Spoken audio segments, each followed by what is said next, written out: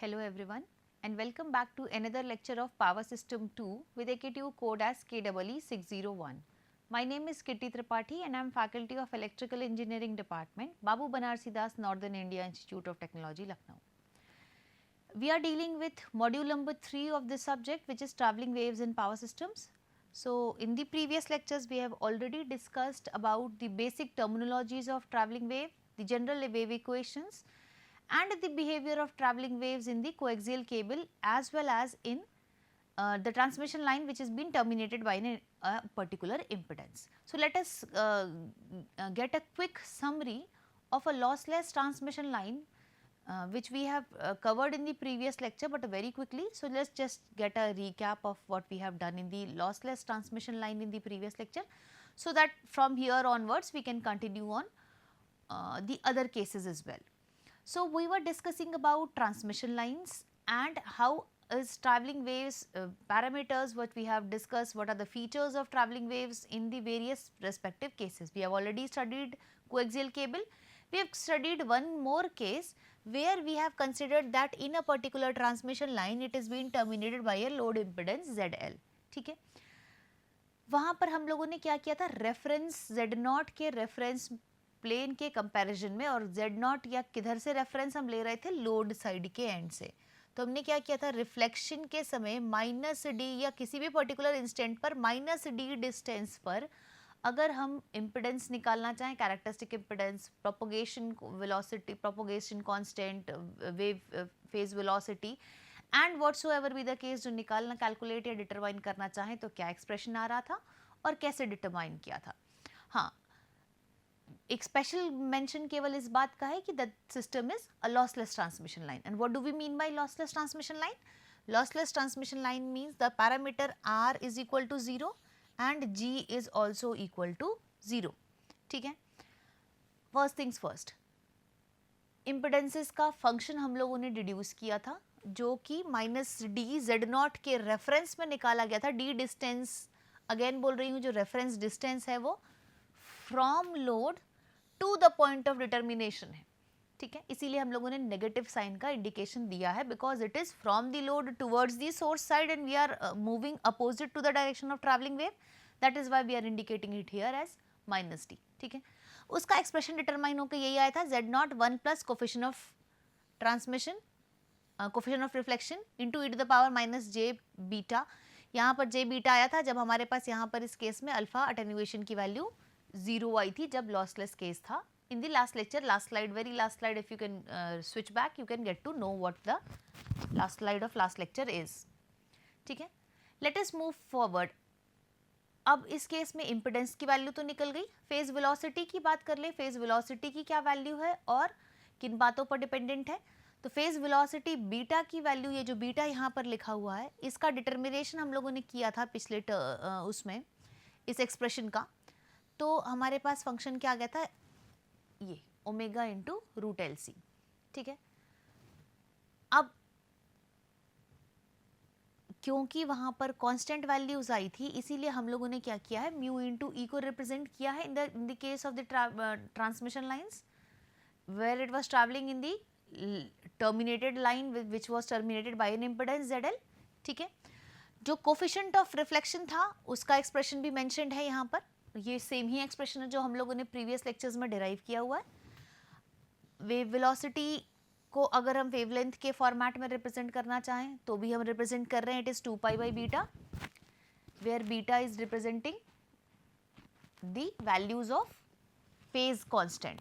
हम सिमिलरली हम अगर वेव वेलोसिटी की बात करना चाहें तो यहाँ पर वेव वेलोसिटी का डिटर्मिनेशन भी हो रहा था, और वो एक्सप्रेशन हमारा फॉर्मूला ओमेगा बाई बीटा जो हमने प्रीवियस लेक्चर्स में इस मॉड्यूल के डिराइव किया है, वो भी सेम इंप्लीमेंट हो रहा है for the lossless transmission line. The only thing lossless transmission lines में जो चीज़ें हो रही हैं वो हो रही हैं कि R 0 है, G 0 है, जिसकी वजह से अल्फा 0 है ना. That is the only thing. So let's now move ahead. What happens when the load जो हमने इंसर्ट किया है at the end of the transmission line वो मैचिंग लोड हो. मैचिंग लोड होने का मतलब क्या है? मैचिंग लोड होने का मतलब है जो लोड इम्पिडेंस है वो मैच कर जाए किससे, सिस्टम के कैरेक्टरिस्टिक इम्पिडेंस से. अगर कैरेक्टरिस्टिक इम्पिडेंस और लोड इम्पिडेंस एक ही वैल्यू हो जाए तो what will be the thing which we have to calculate? तो यहाँ पर हमें क्या दिख रहा है? सबसे पहली चीज़, हम रिफ्लेक्शन कोफिशिएंट की बात करते हैं।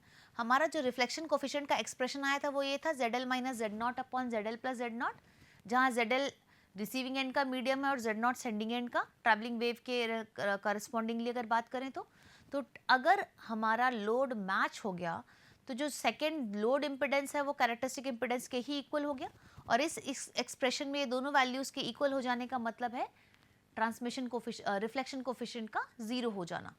If reflection coefficient is zero, that means what, the जितनी भी वेव है वो at the point of discontinuity also it is entire wave is traveling forward in the forward direction.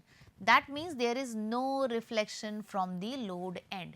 ठीक है, so when there is a matching load, there is no reflection at the load side in the transmission lines. ठीक है, now what about the expression here? तो अगर हम characteristic impedance को indicate करने की कोशिश करें, क्योंकि यहाँ पर ये रिफ्लेक्शन कोफिशिएंट ही जीरो हो गया तो this term becomes zero, this terms become zero. ठीक है, ये टर्म ही नहीं बचा तो केवल कितना बच रहा है? सिर्फ Z0। So this is what we are trying to say. If this is the case, that means the characteristic impedance or the impedance for the system is same for the entire length of whatever distance we have travelled. This is coming out to be this value only, characteristic impedances. Okay, let's move ahead. Now what is the case when the terminating side or end side of the transmission line is an open circuited load? If the line, जो transmission line है, and में क्या हो जाए, open circuited हो जाए, तब के केस में हमारे पास जो रिफ्लेक्शन कोफिशिएंट्स हैं उनमें क्या चेंजेस आ रहे हैं और जो कैरेक्टरिस्टिक इम्पिडेंस है उनके बिहेवियर में क्या चेंज आ रहा है, ये स्टडी करने की कोशिश करते हैं। ठीक है, so what happens in the case of lossless line? We are considering lossless cases only. ठीक है, तो क्योंकि लॉसलेस केस है तो कंडक्टेंस और रेजिस्टेंस ऑलरेडी जीरो है, अल्फा ऑलरेडी जीरो है। ठीक है, अगर बात करें कोफिशिएंट ऑफ रिफ्लेक्शन की तो ZL minus Z0 upon ZL plus Z0। अब बात करते हैं ओपन सर्किट होने का मतलब क्या है। हम लोग आइडियल केस में क्या मान के चलते हैं कि if the load is open circuited, what will happen? Impedance at this side will be tending to infinity. ठीक है, open circuit means only impedance is going to be infinite at that point ideally or very high. ठीक है, infinite impedances means what we can write here as from what ZL infinity, we'll get a problem in solving. So let's do one thing, take ZL common from both numerator and denominator. Sorry, ZL common. ठीक है, ZL common लिया तो ZL common लेने के बाद ये क्या हो गया? 1 minus Z0 upon ZL in numerator. Similarly denominator में भी क्या कर रहे हैं हम लोग? ZL कॉमन ले रहे हैं, क्या हो जाएगा? 1 प्लस Z0 अपॉन ZL। ठीक है, ये ZL कैंसिल हुआ, कितना बच रहा है हमारे पास expression? 1 minus Z0 upon ZL upon 1 plus Z0 upon ZL। अब हम लोग क्या बोल रहे हैं? ZL क्या हो जा रहा है?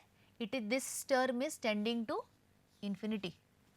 ठीक है, if the denominator of a particular term tends to infinity, that means the entire term tends to zero. So this will be going to be a very small number. So it can be neglected since it is very small. We subtracting it from 1, it is can be stated as 1 only. So what comes the transmission reflection value coefficient? It becomes equal to 1. So that is what we are trying to say. The reflection coefficient open circuited load के terms में +1 होता है। ठीक है, now let us सी कि Z को अगर हम डिस्टेंस के रेस्पेक्ट में रिप्रेजेंट करें तो जो हमारे इक्वेशन जो आई थी उसमें क्या चेंजेस आते हैं। तो हमारा जो minus D, that means load side से D डिस्टेंस की दूरी पर अगर हमें कहीं भी Z की वैल्यू निकालनी है, कैरेक्टरिस्टिक इम्पिडेंसेस की वैल्यू निकालनी है, तो how will it behave? So expression क्या था हम लोगों के पास जो रिसीव हुआ था? Z0 इंटू ZL प्लस जे Z0 tan beta D upon Z0 plus जे ZL tan बीटा D। ठीक है, now what is the problem here? Again the load is infinite tending to infinite. Again what we will do here, ZL जरा हम लोग यहाँ फिर से common ले लेते हैं, तो ये न्यूमरेटर में होगा Z0 इंटू ZL, यहाँ हो जाएगा आपको कॉमन लेने से 1 प्लस जे Z0 upon ZL into tan beta D। Similarly denominator में क्या हो जाएगा? यहाँ भी हम लोग ZL कॉमन ले लें, ये हो जाएगा आपका Z0 upon ZL plus J, यहाँ ZL कैंसिल है तो tan बीटा D, ठीक है, इतना एक्सप्रेशन हुआ, ये ZL भी कैंसिल हुआ, तो ये expression will be coming out something like this, ठीक है। अब क्योंकि हमारा ZL क्या है, this is tending to infinite, if this is tending to infinite the entire term will tend to 0, let us suppose it is tending to 0, so this term tends to 0, numerator में केवल कितना बचा, इस term के tend 0 जाने से केवल Z0 into 1, denominator में देखें तो ये रियल पार्ट वाला टर्म है जो 0 को टेंड हो रहा है, केवल क्या बचा, J tan beta into D, 1 upon j we can write it as minus j, तो माइनस जे Z0, 1 अपॉन tan को कॉट लिखा जा सकता है, तो we can write cot beta d. So this is the expression of impedance. क्या indicate कर रहा है ये, minus J, that is reactive component. तो यहाँ से ये रिप्रेजेंट हो रहा है कि ये टर्म ऑलवेज इमेजिनरी रहेगा, इम्पिडेंसेस का value, when the load is at the load side it is open circuited and, ठीक है। Let's move ahead, further values.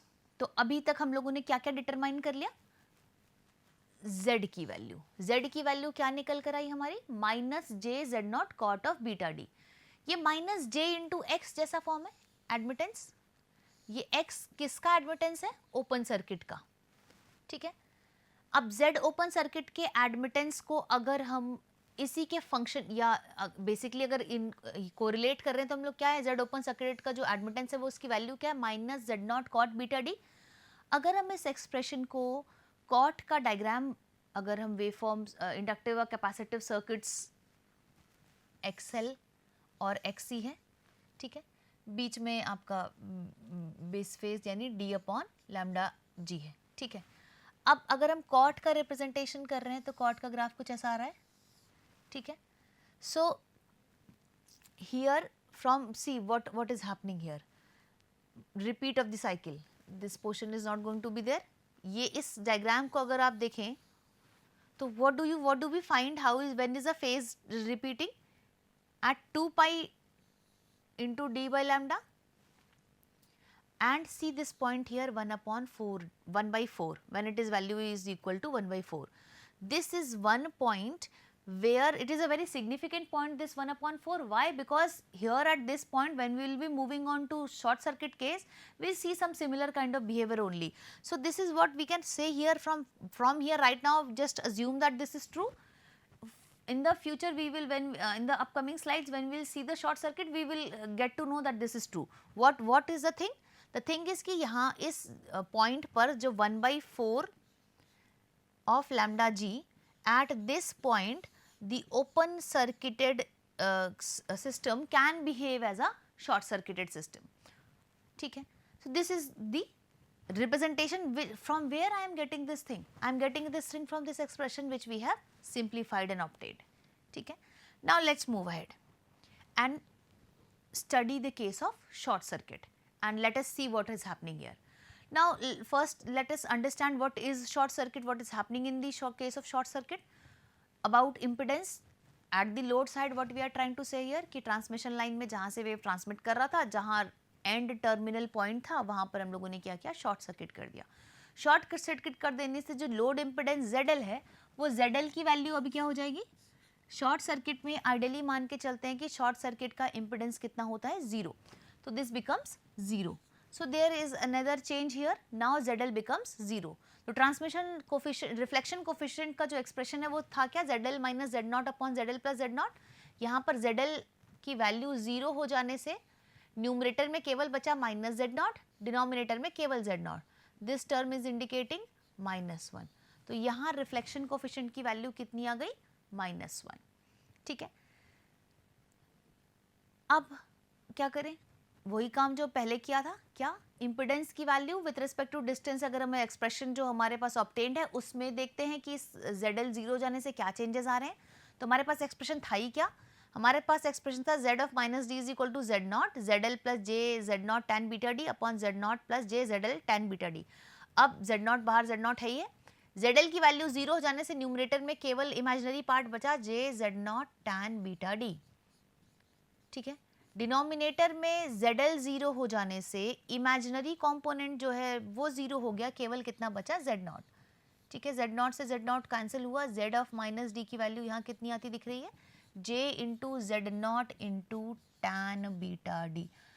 पिछली बार भी कुछ सिमिलर था लेकिन it was minus J D, पिछली बार भी सिमिलर था but it was minus J D into tan beta cot beta D, ठीक है। तो अगर इसके वेव फॉर्म का रिप्रेजेंटेशन देखना चाहें तो व्हाट इट विल बी, पहले तो हमें ये चीज दिख रही है कि ये प्लस जे एक्सी है, मतलब इंडक्टिव सर्किट जैसा बिहेव कर रहा है। पिछला वाला थोड़ा कैपेसिटिव नेचर का था माइनस जे इम्पिडेंस होने से, यहाँ प्लस जे इम्पिडेंस होने से क्या है, ये इंडक्टिव इम्पिडेंस जैसा बिहेव कर रहा है। सो हम लोग इस z ऑफ माइनस डी जो आया है x Z not tan beta D, यही हमारा क्या है, शॉर्ट सर्किट का इम्पिडेंस है, एडमिटेंस कह लें शॉर्ट सर्किट का, केवल क्योंकि सिर्फ इमेजिनरी पार्ट ही एग्जिस्ट कर रहा है। और ये शॉर्ट सर्किट का एडमिटेंस किसके इक्वल है, Z naught of tan beta D. अब बीटा इंटू डी डिस्प्लेसमेंट के अकॉर्डिंगली अगर हम टैन का ग्राफ बना रहे हैं, टैन ऑफ थीटा का ग्राफ, तो कुछ सिमिलर इसी फॉर्मेट में आएगा। See here again this 1/4 point. See first of all we have to understand कि यहाँ पर 2 पाई पे फिर से यहाँ पर साइकिल कंप्लीट हो रही है, तो beta D into two, what we can write as beta D into 2 pi is equal to 2 pi into D upon lambda g, because this axis is D upon lambda g, ठीक है ना। 2 पाई theta की जगह D upon lambda जी है, तो 2 पाई D upon lambda जी किसके equal हो रहा है, बीटा डी के, ठीक है। सो दैट इज व्हाई ना wave is repeating itself. Now see the similar behaviour we have seen and the similar point 1/4 we have obtained here. That is why we were saying, and it is giving the same value which it was giving in the open circuit. तो यहाँ से भी यही indicate हो रहा है कि short circuit का केस ओपन सर्किट के इक्वल हो जाता है जब the value becomes lambda ji by 4, ठीक है। But specifically in the case of lossless transmission only, this is only for the lossless condition, because if it is lossy then this would not have been the case, okay. So let's now move ahead. Now let us understand some more depth of short circuited line, and then we will be moving to another very important terminology. See here, since we know that we have short circuited the end, ठीक है, see this here voltage waveform is being shown, ठीक है। जो complete lines हैं वो voltage current को represent कर रहे हैं, और जो ब्रोकन लाइंस में ग्राफ दिख रहा है वो वोल्टेज को रिप्रेजेंट कर रहा है, ठीक है। Now what is the behaviour, see here some wave is traveling here and the same wave is getting reflected back. Can you see from the dotted lines here? See here, this dotted line में क्या हो रहा है, ये wave from this point it is traveling traveling traveling, at the end the line is short circuited. See what was the reflection coefficient here, 1 at the end of the short circuit. What will happen, the entire wave will get reflected back. So see here it is, as it is getting reflected back in the same nature. This is what is shown here, and similar is this graph we can see without broken line, जो properly complete lines में voltage current का graph हो रहा है, वो भी same ही चीज indicate कर रहा है. Just because the reflection coefficient here is 1, it is entirely getting reflected. अब अगर voltages entirely reflect हो रहे हैं तो कुछ transmit नहीं हुआ, ठीक है. इसका मतलब है अगर magnitude की बात करेंगे तो V plus will be equal to V minus only, but in the negative direction. So this is what we have written. It is equal to minus of V. And total reflection में हो क्या रहा है basically? Pi का phase change हो गया. See, the broken line is like this. And at the end, when it is getting terminated, it is again getting reflected entirely. What is happening here? Change of phase everywhere is pi. See here, every time change of phase is pi. So what is happening? While reflecting back, there is a phase change of pi. ठीक है. यही existing, यही जो condition है, यही एक existence चीज को क्रिएट करती है जिसको हम लोग कहते हैं स्टैंडिंग वेव. यही कंडीशन है जो हमारे पास एक टर्मिनोलॉजी को इंट्रोड्यूस कर रही है, स्टैंडिंग वेव. क्या यहाँ से हमें दिख रहा है कि वोल्टेज और current at times are always displaced by 90 degree. You can see the broken line here. If this is the value, see this is the dotted line one is the representation of voltage and complete line is the representation of current. See they are out of phase, ठीक है, they are out of phase. अब इस out of phase से क्या हमें represent कर रहा है कि वोल्टेज और करंट के स्टैंडिंग वेव्स जो हैं वो हमेशा आउट ऑफ फेज है, हमेशा, ठीक है. So this gives us to the brings us to the one point which is called as voltage standing wave. Now let us understand what is this voltage standing wave in the case of lossless transmission line. सबसे पहले जरा voltage का expression हम लोग जो Z के format में हम लोगों ने लिखा था वो लिखते हैं. e to the power alpha Z को जीरो मान रहे हैं because alpha is zero because it is a lossless case, ठीक है. तो व्हाट एक्सप्रेशन बिकम्स, वोल्टेज का केवल मैग्नीट्यूड रह गया into E to the power alpha Z, क्योंकि अल्टरनेशन हो नहीं रहा है लॉसलेस होने की वजह से तो वो जीरो है, केवल V naught of plus positive direction के मूवमेंट में e to the power minus j beta into, अगर रिफ्लेक्शन कोफिशिएंट के टर्म्स में लिखा था तो 1 plus reflection coefficient into E to the power j 2 beta z. ये एक्सप्रेशन आया था हम लोगों का, ठीक है, in the previous lecture. Now what we are trying to say is हम लोग इस पर्टिकुलर केस में स्टैंडिंग वेव रेशियो के बारे में जानना चाहते हैं. अब इस रिफ्लेक्शन कोफिशिएंट को अगर हम लोग मैग्नीट्यूड और एंगल के टर्म्स में इंडिकेट करने की कोशिश करें तो what we can write, magnitude into E to the power J of, मान लेते हैं फेज एंगल जो है वो फाई एल है, ठीक है, स्टैंडिंग फ्रॉम रिफ्लेक्शन, ठीक है. तो हमारे पास इसका एक्सप्रेशन में ये जो रिफ्लेक्शन कोफिशिएंट है उसको ना लिख के उसका मैग्नीट्यूड इनटू जे समथिंग के फॉर्म में एक्सप्रेशन आ जाएगा. तो now what will be the expression, see here, V naught का magnitude it is existing, 1 plus this magnitude it is existing. What about the angle, it is e to the power phi L. अब ये angles को add करें अगर, e to the power j phi L minus j beta z plus j 2 beta z, what will it give, e to the power j phi l. It is 2 times 2 minus 1, it becomes 1, it is only equal to plus j 2 beta z. So this, what does this gives us, this gives us the value of representation of voltage. Now what about the maxima and minima values. So maxima के लिए क्या करें, ये term maxima कब होगा, when it is adding, and minima कब होगा, जब ये टर्म -1 हो जाए, सब्ट्रैक्ट करने लग जाए. So here we can get the values of maxima and minima of the voltage when it is at the standing position. We can see here from the graph as well. See this graph, 2 beta z is equal to 2 pi, okay, because of the cycle. Now delta z is equal to lambda wavelength upon 2. See here, this wave is getting reflected back, or we can say the sending waves are being terminated and then it is getting reflected out of phase, ठीक है. Maxima की value ये है, ये maxima कब हो रहा है, जब ये एक्सप्रेशन मैक्सिमा हो जाए. ये एक्सप्रेशन मैक्सिमा कब हो रहा है, जब ये पर्टिकुलर वैल्यू +1 हो जाए. ये +1 हो रही है तो केवल कितना बच रहा है, 1 plus of the magnitude of the reflection coefficient का magnitude. So this is been indicated here. और ये जब -1 होगा तो मिनिमा होगा, this term will be equal to minus here. तो 1 minus reflection coefficient का magnitude will gives us the value of minima as we can see it from the figure. So this is the concept of standing wave.